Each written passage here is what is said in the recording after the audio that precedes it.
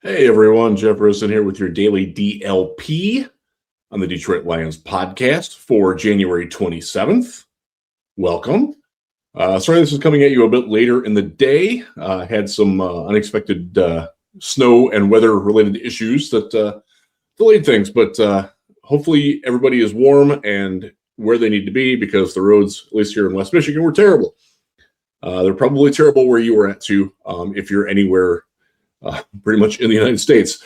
Hopefully those of you in Florida are avoiding the falling and frozen iguanas falling out of the trees. My cousin actually got hit by one today. That's fun.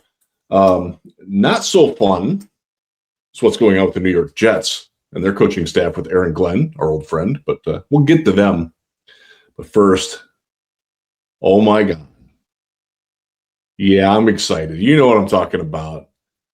Yesterday, the Lions announced that they were hiring former Giants interim head coach and offensive coordinator Mike Kafka to an as yet unspecified role. We still don't know exactly what it is, other than it's a quote-unquote prominent offensive position.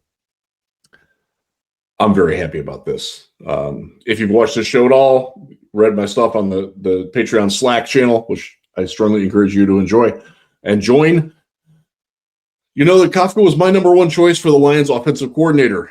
I wanted him based on his aggressive creativity, his ability to adapt to the talent that's on hand rather than what he thought he had.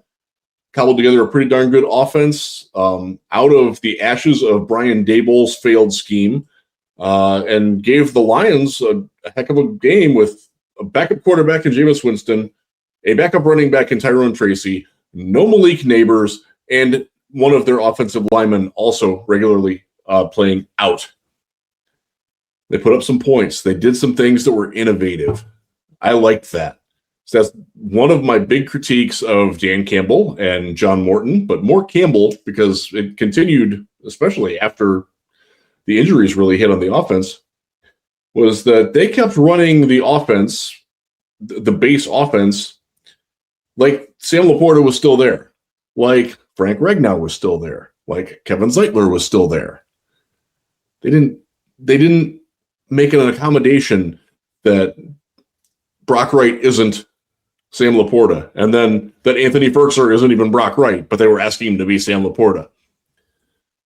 I think you're going to have that problem between Petzing and Drew Petzing, who is the new offensive coordinator, and Mike Kafka.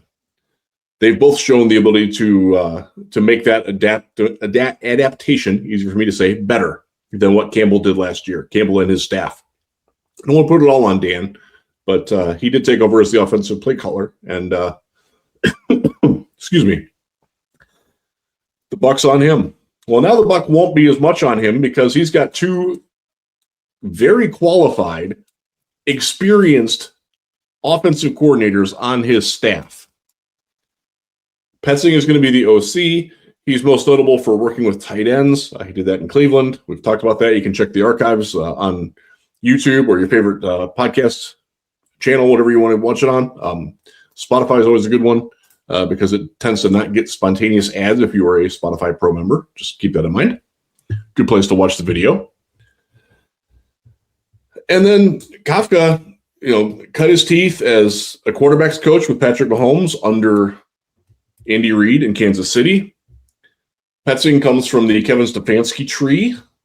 They are different branches of West Coast-based offenses, which is really what the Lions are. I mean, they've kind of gotten away from some of that, but the West Coast is so just of a bland, generic term now that you can probably make it just about any offense hit in it. But the emphasis on timing, passing, spacing in routes, gap combinations up front, gap and duo with a little bit of zone mixed in, more aggressive play calling. That is something that Kafka is very experienced with. And Petzing, while he was handicapped by his personnel that he had in Arizona, flashback to the starting lineup that they had against the Houston Texans. And again, even though I did that like a week ago, I still dare you to name three of their offensive linemen. I dare you. But you can't. They had a wide receiver on that team that I really didn't know. I didn't know who he was starting in that game. Not Marvin Harrison either. So it's going to be interesting to see where the blend is. Now, my initial guess, and it's just a guess, somewhat educated guess, but a guess nonetheless, on what happens with Kafka. He's brought in right now, not specified yet, because as I'm recording this, Scotty Montgomery, the current assistant head coach and wide receivers coach, is in Baltimore interviewing for the OC position with the Ravens and Jesse Minter, their new head coach. They got hired this week. There's a fair chance that Scotty gets that job. I'm not going to say he's a lock for it, but he is definitely qualified. And based on a couple of the other candidates they've had, by the way, they also wanted to interview Kafka. Scotty could very well be gone. And if he's gone, Kafka can easily step in. Even though he's not coached wide receivers before, he can step into that role as a offensive assistant, senior offensive assistant that works with, like, we don't really need a quarterbacks coach with Mark Brunell, but works with the passing game. The other option is that he would take over for David Shaw, who remains on the staff as I record this, as the passing game coordinator. David Shaw came to Detroit because he's John Morton's best friend and because they had worked together before in Denver. Shaw was the former Stanford coach. By the way, his son just transferred to Stanford from UCLA. There might be something calling him back to be more with his kid. I don't know. But it wouldn't surprise me at all if David Shaw is not on this team, coaching this team, by the time that the combine rolls around in a month. Doesn't mean he's gone, but it's easy to see him being replaced by somebody better, and for him to understand the circumstances behind that. He's a ridiculously smart guy. He will get it. He will understand. But either way, Kafka is a proven upgrade, and that's not a shot at Scotty either, because I do think that Scotty Montgomery is a good coach. I do. I think he's not necessarily the X's and O's guy. He's much more of a conduit between the coaching staff and the players. He does have some teaching ability. He can instruct. He can redirect negative actions. He's very good at. He was a very good intermediary between Ben Johnson, who, like, the players liked Ben a lot. Don't get me wrong on that at all. But he would get on them for little mistakes. His attention to detail. And Scotty would be sort of the guy that, throw his arm around him and say, hey, you know what? It's okay. We're doing this for the, it's for the greater good. You understand what he's saying. He was very good at that. So I am interested in having Kafka in. As I have said before, I'll bring up this picture. He does very strongly resemble Phil Anselmo from Pantera when Mike isn't smiling, which he's not there. That's sort of his default look. Hopefully he's smiling a little bit more in Detroit, and he gives us more to smile about on our offense, which, by the way, is not broken.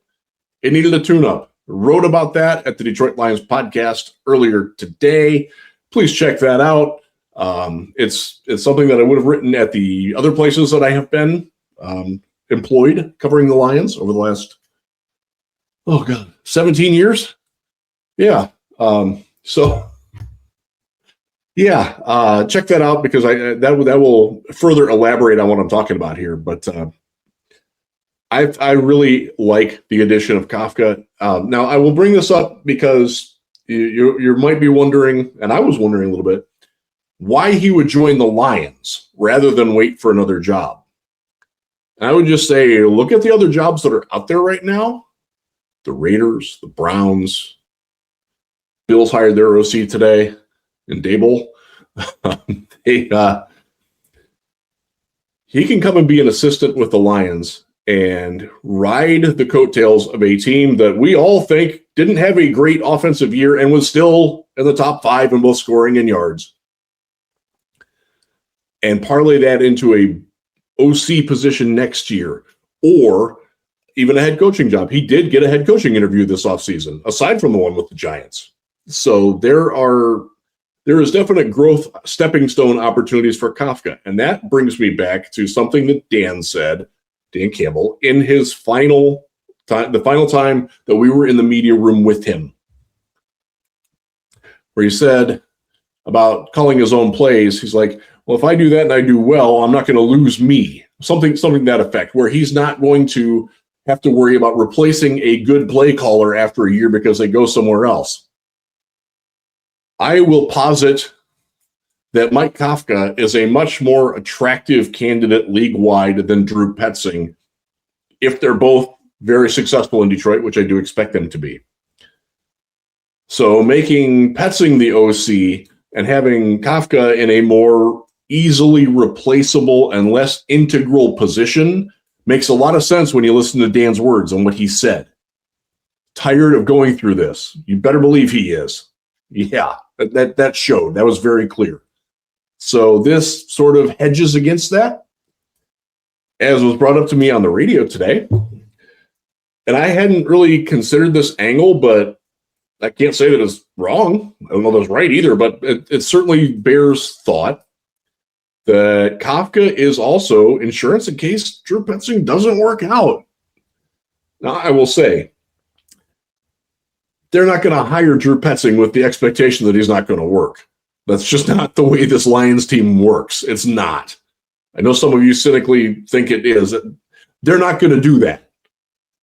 But now there's a plan B. And there's a plan B in place that can make it so Dan doesn't have to take over play calling again if for some reason Petzing doesn't work out. And for the record, I do think Petzing is going to work out. But now there is a better insurance policy in place, a proven one. And it would stink, if that happened. But I still can't wrap my head around the fact that this Lions organization, as culturally centered and focused on servant leadership as they are, Q Chris, he's gonna make a magical appearance here and give the old lecture about servant leadership. They don't hire anybody with the expectation that they're going to fail. They wouldn't have hired Petzing over Kafka if they thought that Petzing wasn't better than Kafka for the job. I don't necessarily agree with that assessment on their part, but I'm not in the room. That's my thought. I would like to be wrong on that. Honestly, that'd be nice. Which takes us to something that I did absolutely get wrong. And I'm not the only one, but I'll admit it anyways. I thought Aaron Glenn was going to work out as a head coach. Damn, man, it's bad in New York. Oh, AG. Coming off a season where they were awful, both personnel-wise and results-wise, got to be stated. He fired, you might remember this guy. Let's bring him up. Remember him? Tanner Engstrand, former passing game coordinator before David Shaw with the Detroit Lions under Ben Johnson. AG took him, Tanner Engstrand, to New York with him to be the offensive coordinator for the New York Jets. It didn't last a year.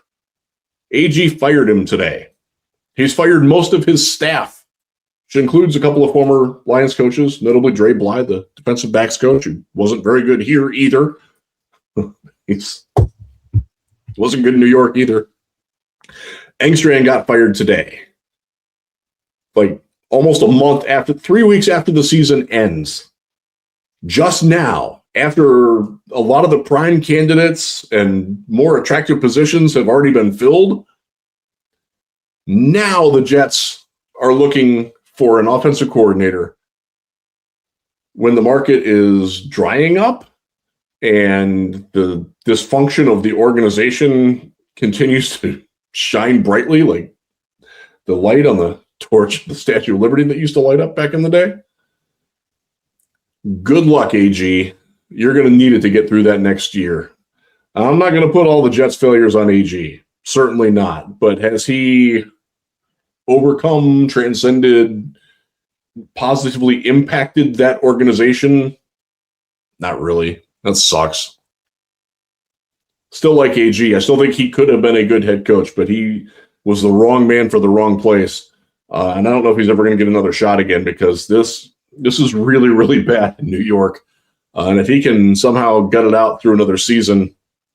And by the way, I did put this on Twitter earlier. It came out Over the Cap or Spot Track, one of the two things, posted their 3 biggest cap hits next year for the Jets. Aaron Rodgers, Russell Wilson, and Justin Fields. None of them are still on the team, and they're all costing at least $25 million against the Jets cap next year. So, yeah, it's not all on AG, but he could have been better, and I'm frustrated about that. And it sucks for Tanner Engstrand. I do not expect Tanner to come back, by the way. I don't think that the Lions tried very hard to keep him. That's there's longer, deeper story there, and others do know the story better than I do, and I'm sure they if they have that, will come out and say it. But when he was not really even passing consideration candidate to stay as the new OC, and they took John Morton and said, I think that tells you where this Lions organization thought of Tanner Engstrand. Not bad, but that's just not. It wasn't in the cards then, and I don't see him trying to come back. I could see him winding up actually in Chicago. I could see him winding up with David Blau, who worked with him very closely in Detroit, in Washington. We'll see. But good luck to you, Tanner, because you're probably going to need it too. We have Senior Bowl news coming. Shrine game is about to kick off, actually. I'm going to go watch that. And we will have a guest who bridges both of those tomorrow, talking draft stuff. And then the rest of the week will be primarily Senior Bowl related. As you can probably tell, I am not at the Senior Bowl. This is just the second one since 2008 I have missed. I am jonesing for watching practice. I do have access to all the practice film. I have been in conversation. I even actually called somebody today who was there to get the updates on a couple of players and potential Lions targets down there. So we're going to get into that throughout the rest of the week. But I thought we'd give a little coaching interlude today. By the way, for just as a random historical event, today is the 40th anniversary of the Space Shuttle Challenger explosion. And if you are of my age, I'm in my 50s or a little bit older, I'm sure you remember how monumental that day was. It is still one of the most significant moments of my life that I remember.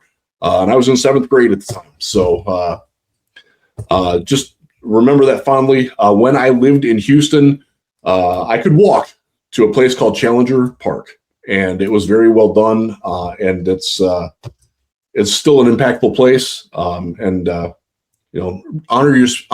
and respect your history. And by the way, the roads are terrible. If you're driving a white car and it's snowing, turn your lights on, please. Thank you. Jeff Risden, be good to one another.